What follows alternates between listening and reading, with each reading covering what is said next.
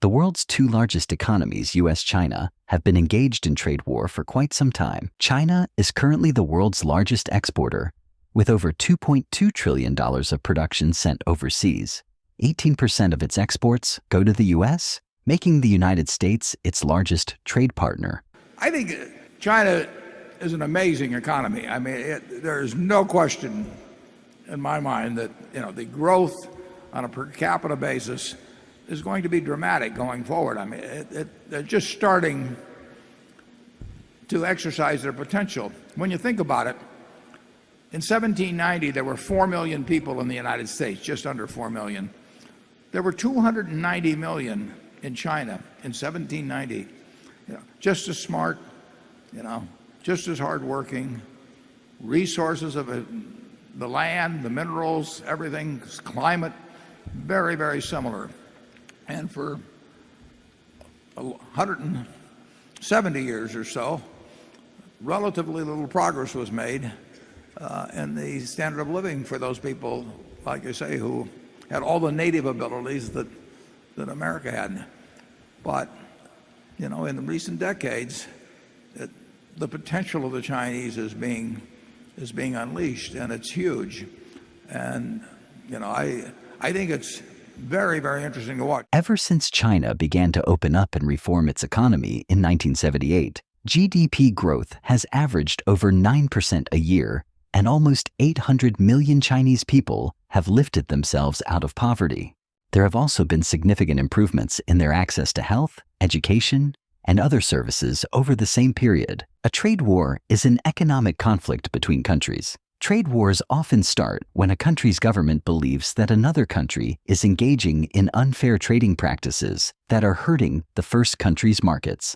In an attempt to protect their domestic industry or create jobs, the first country may impose a trade barrier, such as a tariff on a key product imported from the other country. The other country may retaliate, and this tit-for-tat battle will escalate into a trade war. The U.S. had a large trade deficit with China, meaning it imported far more from China than it exported there. In 2024, the U.S. trade deficit with China was around $294 billion. You just got back from China a few days ago, and you said it blows your mind away, right, the way that Eastern China has transformed itself. Tell me about that. Well, where 30 years ago you saw not much, villages, maybe large, extremely large villages, but you saw bicycles, and you now see hundreds of buildings. You see the cranes operating. You see, I mean, it is incredible, the transformation that has happened to a country where for hundreds of years nothing happened. I mean, it shows you the power of a system. The Chinese people aren't smarter than they were 50 years ago. They're not working harder. They used to, stoop labor and and patties and all that. The system now is unleashing their potential. And just like our system has unleashed our potential in this country. I mean, for millennia, people went nowhere in the world. I mean, your great-great-great-great-great-grandchild was going to live the same as you did for many, many centuries. Our country in the last couple of hundred years has just unleashed human potential like nothing we've ever seen. The same thing is now happening in China. Do you have as much faith, Warren, in the Chinese system as you do in the American system? Well, I don't know the Chinese system. I'm a hometown guy, so I love the American system. It has all kinds of faults with it and everything else, but basically, we don't achieve it, but we believe in equality of opportunity, and we believe in a rule of law, and we believe in a market system. We believe in gender equality and all that. Like I say, it's never perfect.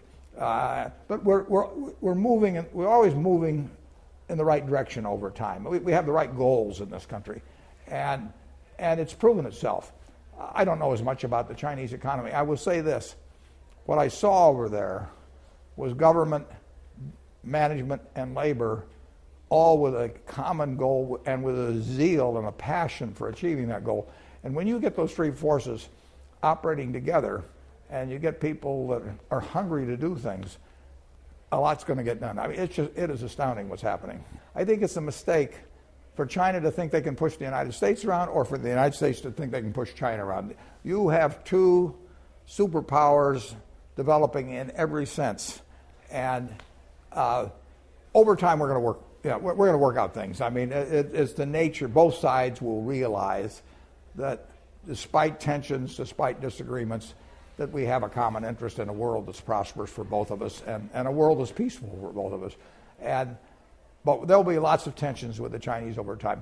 The American people, they're unhappy now. They're sour to some degree. I don't blame them. I mean, they either have or know people that have lost their job. They either have or know people that have lost their home. I mean, and it isn't their fault. I mean, it is not that they've done anything terrible. So they're sour, and they got three places to blame: government, Wall Street, and China. And you know, you can sort of take your pick depending on how you feel. I don't think the United States or China, there'll be some jockeying back and forth, and there'll be something that leaves some people unhappy. And I don't think either country will dig themselves into something that precipitates and continues any kind of real trade war in this country. We've had that in the past a few times, and I think we've learned a general lesson on it. There will be some things about our trade policies that irritate others, and there'll be some from others that irritate us, and there'll be some back and forth. But in the end, I don't think we'll come out with a terrible answer on it.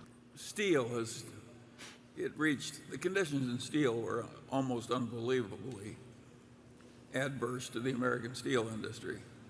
You know, even Donald Trump can be right on some of this stuff.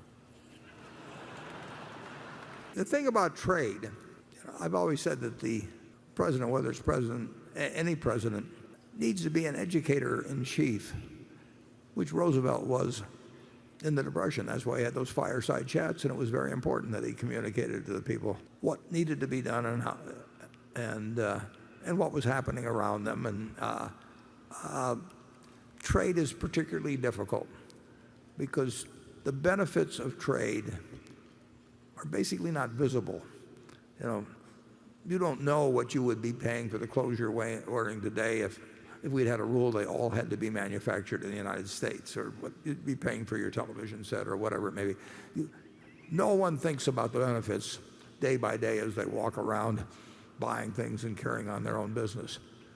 The negatives, and there are negatives, are very apparent and very painful. And if you're laid off, like happened in our shoe business in Maine, and you know you been a very, very, very good worker, and you are proud of what you did, and maybe your parents did it before you, and all of a sudden you find out that American shoes manufactured in America, are not competitive with shoes made outside the United States. You know, you can talk all you know about Adam Smith or David Ricardo or something and explain the benefits of free trade and comparative advantage and all that sort of thing, and that doesn't make any difference. And if you're 55 or 60 years old, to talk about retraining or something like that, you know, so what? It is tough in politics where you have a hidden benefit and a very visible cost to a certain percentage of your constituency. And you need to do two things under those circumstances. If you have that situation, you know what's good for the country. So you have to be very good at explaining how it does really hurt in a real way somebody that works in a textile mill like we had in New Bedford, where you only spoke Portuguese, half our workers only spoke Portuguese, and suddenly they have no job, and they've been doing their job well for years. You've got to do two things. You have to understand that that's the price individuals pay for what's good for the collective good. And secondly, you got to take care of the people that were retraining as a joke because of their age or whatever it may be. And you've got to take care of the people that become the roadkill in something that is collectively good for us as a country. That takes society acting through its representatives to develop the policies that will get us the right collective result and not kill too many people economically in the process. And you know, we've done that in various arenas over the years. The people in their productive years do help take care of the people that are too old and too young. I mean, every time a baby is born in the United States, you know, we take on an obligation of educating them for 12 years. It'll cost $150,000 now. You know, we have a system that has a bond between the people in their productive years and the ones in the young and old, and it gets better over time. Far from perfect now, but it has gotten better over time, and I believe that trade, properly explained and with policies that take care of the people that are roadkill, is good for our country and can be explained. But I think it's been a tough sell to a guy that made shoes in Dexter, Maine, or worked on a loom in New Bedford, Mass, or works in a steel mill in Youngstown, Ohio. The nice thing about it in this country, I think, is that both Democrats and Republicans basically, on balance, believe in the benefits of free trade. We will have disagreements with each other. We'll have disagreements with other countries on trade, but it's just too big and too obvious that the benefits are huge, and the world's dependent on it in a major way for its progress, that two intelligent countries will do something extremely foolish. But we've done remarkably well with trade. China's done remarkably well with trade. The countries of the world have done remarkably well with the trade. So it is a win-win situation, and the only problem gets to be when one side or the other may want to win a little bit too much, and then you have a certain amount of tension. But we will not sacrifice the world. I mean, we'll not sacrifice world prosperity based on differences that arise in trade. One of the most immediate effects of a trade war is an increase in tariffs, which means taxes on imported goods. This typically leads to higher prices for consumers, as companies often pass the additional costs on to buyers. Once you start raising the prices on imports, that's just going to raise the cost of living, and wages are going to have to respond to offset some of those higher costs. In the end, tariffs could increase the overall cost of living,